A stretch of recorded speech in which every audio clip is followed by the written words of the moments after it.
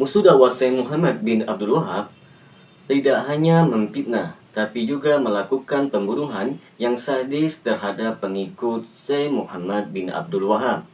Bagaimana itu terjadi? Tonton video ini hingga selesai agar kita tahu fakta sejarah sebenarnya. Bismillahirrahmanirrahim. Assalamualaikum warahmatullahi wabarakatuh. Berjumpa lagi dengan saya Rio Mulyadi. Pada episode kali ini kita akan membahas tentang kebiadaban musuh dakwah Syekh Muhammad bin Abdul Wahab. Para musuh dakwah Syekh Muhammad bin Abdul Wahab tidak puas hanya dengan memfitnah dan menggulirkan isu Wahabi, tetapi mereka juga membantai dan membunuh secara sadis dan biadab terhadap para pengikut Syekh Muhammad bin Abdul Wahab. Hanya karena beliau dan para muridnya melarang berdoa kepada selain Allah, beristighosa kepada makhluk dalam hal yang tidak mampu mengabulkan kecuali Allah, bertawasul kepada para nabi dan orang-orang solih, berlindung kepada selain Allah, dan bersumpah kepada makhluk.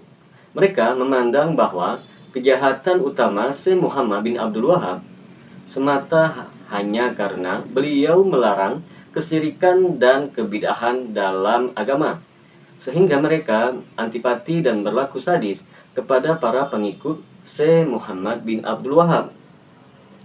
Teman-teman sekalian, Burqat menyatakan bahwa kaum Wahabi terbunuh dalam perang melawan Mesir yang dipimpin oleh Muhammad Ali Pasha, berjumlah 5.000 orang yang berkepala dihargai $6, sehingga banyak mayat kaum Wahabi bergelimpangan di depan Muhammad Ali Pasha, sehingga kekuatan kaum Wahabi melemah.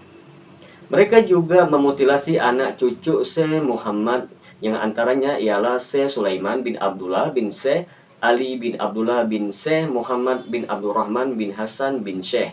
Bahkan Ibrahim Pasha dengan tega menyiksa seorang qadhi, Ahmad bin Rasid Al-Hambali, dengan pukulan dan tusukan, kemudian akhirnya mencabuti giginya satu persatu. Mereka mengobrak-ngabrik kota Dir'iyah secara brutal tanpa ada rasa kasihan, sehingga bagaimana untuk menghancurkan rumah-rumah dan istana mereka. Mereka membakar pohon kurma dan pohon-pohon lainnya. Mereka sangat sadis hingga menghabisi nyawa anak-anak dan orang-orang lanjut usia. Mereka dengan garangnya merusak pemukiman, membakar kebun-kebun, dan membantai para penduduk, menghancurkan gedung-gedung dan istana yang mereka juga membakar perkampungan dan mengusir seluruh penduduknya, hingga tidak tersisa satupun di antara mereka, sehingga para penduduknya mengungsi dan berpencaran ke beberapa daerah dan negeri-negeri. Semuanya sebagai bentuk ketetapan Allah yang pasti terjadi. Sementara Amir Abdullah bin Su'ud bersama 4 pengawalnya dibawa ke Mesir pada tahun 1234 Hijriah atau tahun 1818 Masehi untuk dipermalukan dan dihinakan, hingga mereka diarak keliling kota yang akhirnya pada tanggal 17 Desember tahun 1818 Masehi mereka disalib dan dipancung di halaman bekas gereja Hagia Sophia yang terletak di Istanbul, Turki.